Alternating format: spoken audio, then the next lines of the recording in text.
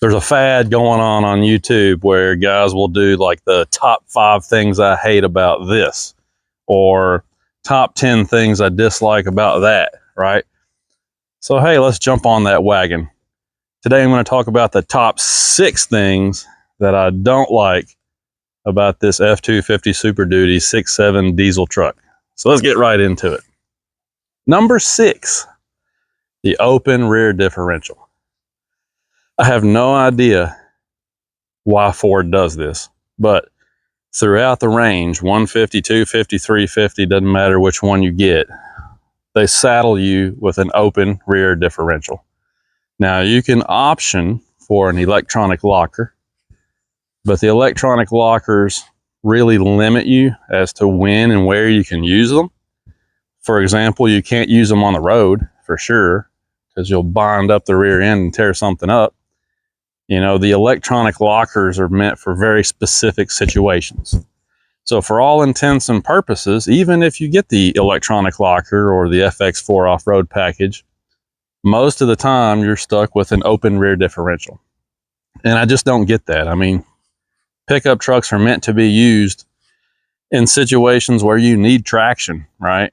And I just don't get why Ford refuses to give you an automatic locker like GM does, or even Ram can give you like a limited slip, like a clutch style limited slip rear end, you know, and either one of those, the automatic locker like GM uses or that limited slip like Ram uses, either one of those are perfect for a truck like this because it's seamless. It works everywhere all the time. It requires no user intervention at all. And it does give you additional traction, you know? So again, I just don't know why Ford does that. Why do they stick us with these open diffs, especially on a truck like this? I mean, this thing's got a lot of weight on the front end because of the diesel engine and a lot of torque. So the first thing I noticed about it when I brought it home is that it loves to spin the tires. I mean, like even out here on these hills where it's just like a grassy slope, right? If it's wet down there and I'm trying to get my trailer up the hill, I've got to put this thing in 4-wheel drive just to bring my trailer up the hill. It's ridiculous. So anyway, that's number 6. I hate the open differential on a pickup truck. Number 5 will be the good old CP4 high pressure fuel pump. I did a video a week ago or so kind of discussing why that is. Nobody knows, if you've got one of these CP4 pumps, nobody knows when it's going to blow up, if it's going to blow up. Some of them go 300,000 miles. Some of them blow up at 50,000 miles. There seems to be no rhyme or reason to it. You know, they just, one day they might just decide to grenade themselves. You never know.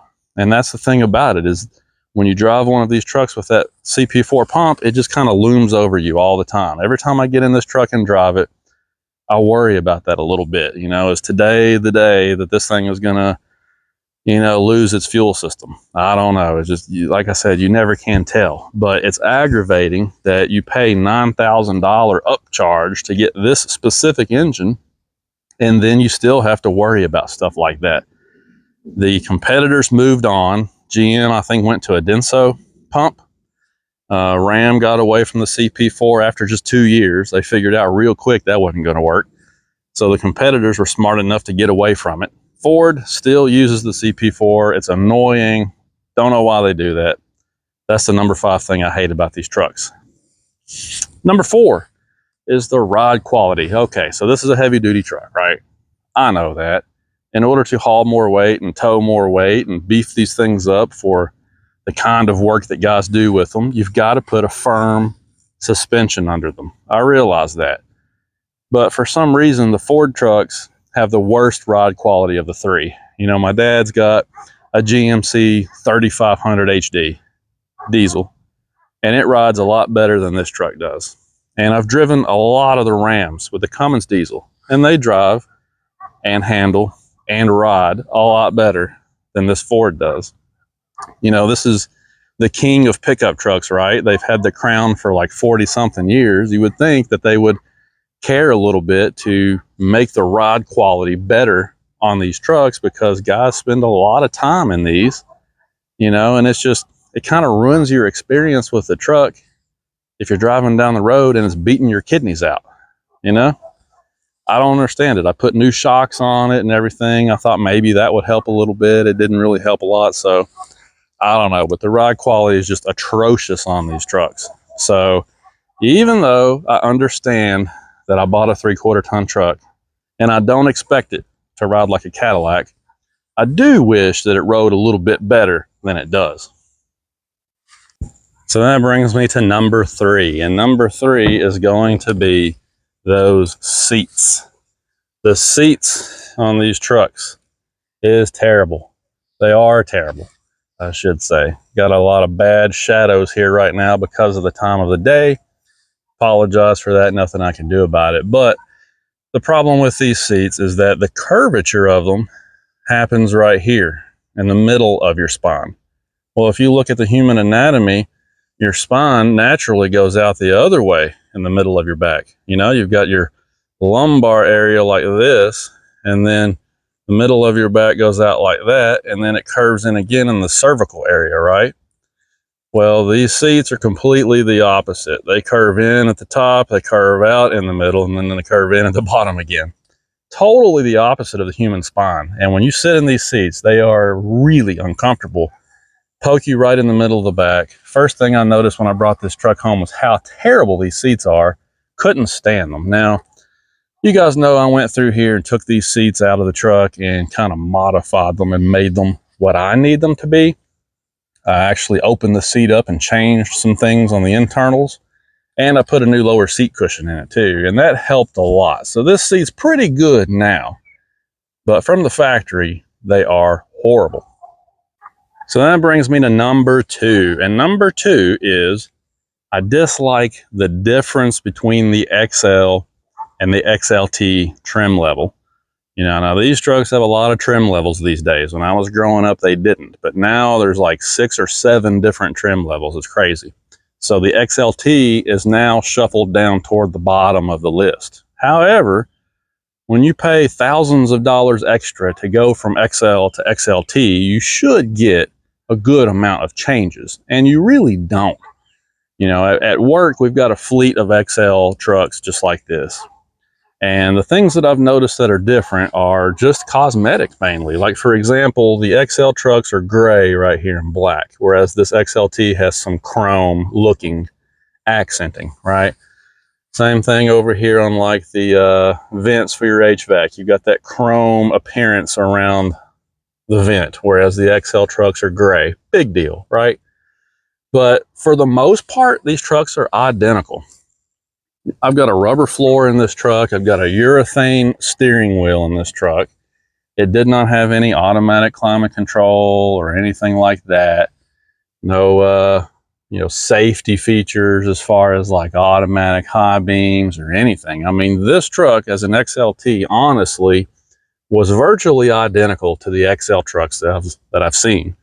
And it just really kind of annoys me that, like I said, people who pay whatever it is, $3,000, $4,000, $5,000 more to step up to the next trim level, you don't really get your value there, I don't think. I mean, it's not enough of a difference to really justify it. Now, you know, this truck does have cloth seats. Some people like cloth seats, although I will say the vinyl seats in the XL trucks are just as comfortable and easier to clean. So me personally, I don't really care about that. But I mean, like I said, there's some minor differences, mostly cosmetic, but it's not like you get more features or more content when you go to the XLT. And I just think that's kind of, I don't know, it's just frustrating as a consumer that Ford does that. And I've noticed that it's not just the Super Duties where they do that. If you look at like the brand new Ford Ranger, it's the same way. XL, XLT, not a lot of difference. The Ford Maverick, same kind of deal. You know, so even the smaller, lighter duty trucks, Ford does this. You go to XLT, you pay a lot more money, you get very little additional in the XLT package. So that's a bummer. Come on, Ford. All right, so that brings me to my number 1 most disliked feature or thing about this truck, and that is the lack of heat in the cabin in the wintertime. So let me go on a rant about this again for a minute. The GM trucks like my father's got with that L5P Duramax, from what I understand, all of those have a supplemental heating system. If you order the diesel engine from GM, you're going to get some kind of a supplemental heater as a part of that really expensive upcharge. So what that means is in the wintertime, when it's 10 degrees outside and the wind chill's -5 and the wind is howling, and you go out in the morning to get in your truck to go to work, you're going to get cabin heat pretty fast. All of the Ram trucks that I've had with diesels, same thing. They've got some kind of a supplemental heater system built into them to warm up the cabin in the wintertime a lot faster, right? Ford, on the other hand, does not do that.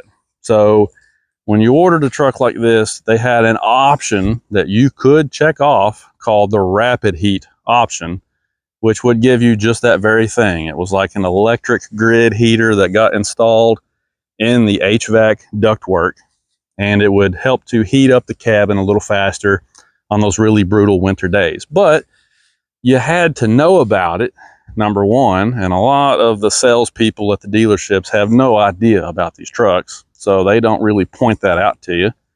And number two, you have to pay extra to get it. I mean, come on.